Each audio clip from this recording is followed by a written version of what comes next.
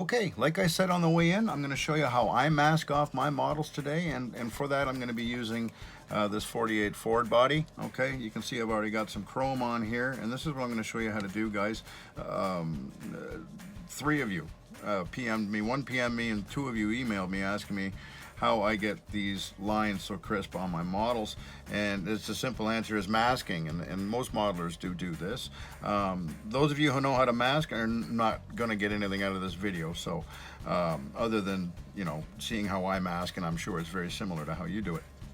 So before we begin on actually masking, we're going to go through the tools that we need. Now the first thing you're going to need is a knife. Okay, now this trusty old hobby knife of yours that you've been trimming sprue with and all that other stuff, you know, you love this knife. It's a very comfortable knife.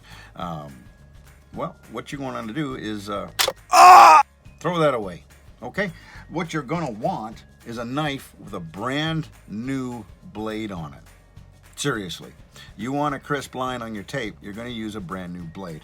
Okay, the next tool you're going to need, or I use anyways, you can use your finger to push the tape down and get it to conform to all the radius and curves. Okay, I use this. Okay, this is a silicone clay working tool, and it conforms to all those curves. Okay, and it doesn't have all the skin oils and stuff that your hands do that you can actually transfer onto the paint, especially when you're doing white. And it saves you from getting the paint kind of dirty, and it works really well. I find it advantageous. And the next thing we're going to need in the way of tools, hand tools, are a pair of tweezers with a very fine point on them, because you're going to need to get under that tape with these thin little points here and not damage the paint going in. Okay, so let's go through the tape. We're not going to use green masking tape from the dollar store or the hardware store. Okay, this stuff is too thick, you'll end up with a paint ridge on it, and it's super duper sticky.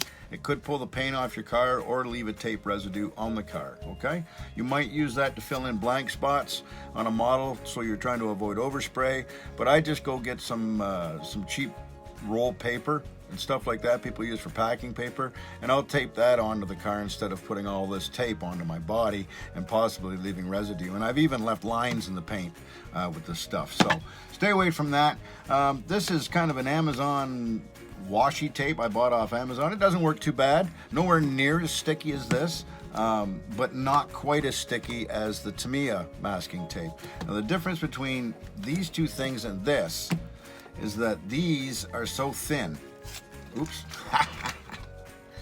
These are so thin that there's not going to be a big ridge of paint on the tape anyways. And we don't normally paint towards the tape when we're masking. That's how you build the paint up or force it underneath it.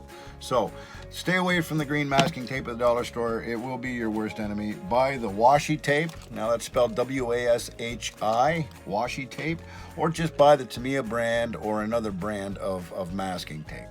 So, like I said, we're going to be showing you how to do this kind of chrome work here, and this is what it looks like when it's already masked off. Okay, and we're going to do it on this side here. We're just going to take this lower one here and we're going to do that. So I have already run my silicone tool over the whole thing. Okay, I've also, I've also run my thumbnail tool, that's the secret tool right there, over and force that tape into those sharper corners, which the silicone tool or your finger will not do. Okay, and that's a simple thing to do. You can see it fairly well on there.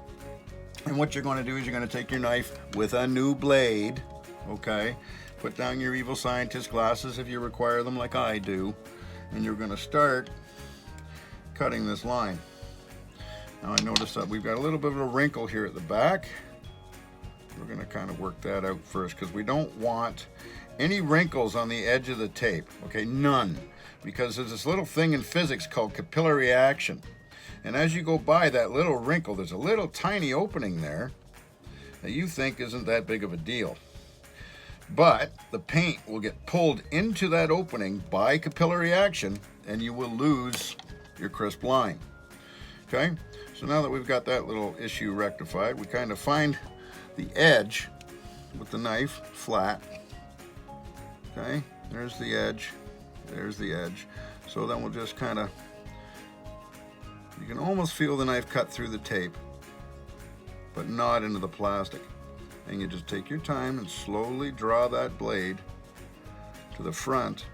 Don't be afraid to stop. Just try not to lift the knife like that, because it can be really, really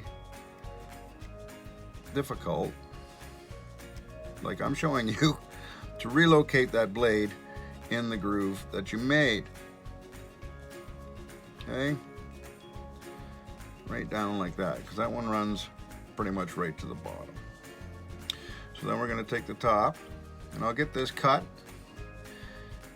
Okay, we're down on an angle. You'll notice I don't have the knife straight up and down, because I'm using the part of the blade that's not cutting to rest up against the lip of this ridge here, as you can see. Now the point is coming up on it, and you want to slow down at that point when that point comes up, because at that point you're liable to skip out, and then you're going to mar your model, the body, and you'll have to repaint.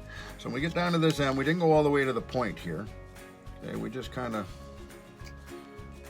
brought her down so far, because we want to pull off to the point. We don't want to try cut into the point. We want to kind of cut off of the point, right? And then we follow it around ever so nicely like that. Just be very careful when you're going around the corners like that, that you don't slip out, like I said, and then run your knife across your model, because that would be, well, that's very disappointing when that happens, to say the least. So then we use our tweezers. Like I said, we just pop a little piece of it up. And when you get to this end, instead of pulling back off, because you're going to peel some of this little tape here off, put your thumbnail right at the end where you've made your cut and just kind of pull up and away. And that will separate from the rest of the tape. Okay, that's pretty decent. I like that. I like that. That'll work well, as you can see.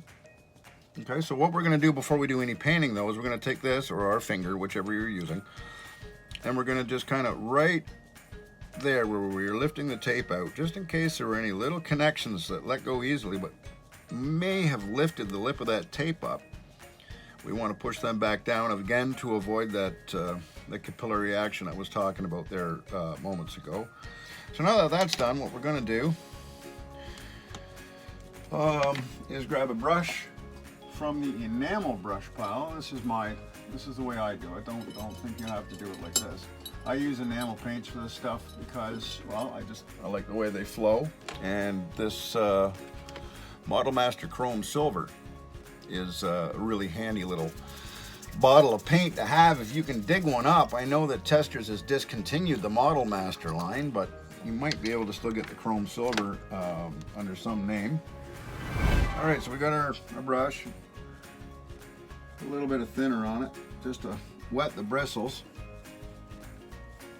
Wipe it clean, pretty much dry. You take your Chrome Silver from Model Master here, and what we're going to do is we're going to dip it in there. I'm going to get the brush loaded with some good paint. Okay, and then what we're going to do is we're going to start from the end, pulling in, not towards the tape, and we're just going to cover the whole thing, just like this. And let the paint flow off the brush. We're going to stop there, and we're going to come in from this point, again, not to load the tape up with paint. This is enamel, so it flows off and it holds on for a while. And you can kind of fart around with it a little bit. And then that's it. Now in a couple minutes, once that sets up, I will pull the tape off and you'll see we end up with something like the front end there. So we'll just let that sit for a couple minutes. I'll be right back. Okay, we've let that sit long enough, I think. So we're going to grab it by the back here and we're going to pull it off. There we go. I'm going to lift nice and slowly certainly don't want this touching the kit after we pull it off. And there you see, we have a nice chrome line on the car. Real simple to do, takes a bit of time sometimes, and if you take your time with it, it's well worth the effort, guys. But that's nice chrome lining, and that's how I do it. All right, well, thanks for stopping by today, everybody. I'm glad you came and joined us. I'm glad some of you are asking questions. I'm more than happy to answer them. Just send me an email, modelworkscanada@gmail.com, okay? Or you can PM me on Facebook, or ask me a question on YouTube, and I'll do my best to answer them. And if I need to do a video to show you how to do something, then let's do that. So, again, thanks for stopping by. Don't forget to challenge yourself.